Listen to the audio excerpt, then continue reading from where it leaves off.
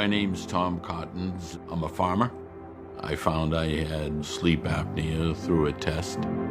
Why it's important to treat sleep apnea is the longer-term consequences, and that's where the associations with heart disease, metabolic disease, higher risk of stroke, coronary disease, heart attack. It's a minority of patients who are able to tolerate the treatment at home. I didn't want to take the mask off. I wanted to rip the mask off. This is amazing. They'll never go back to using that Star Wars piece on their head again. For the first time, we have a treatment that patients will be willing to use.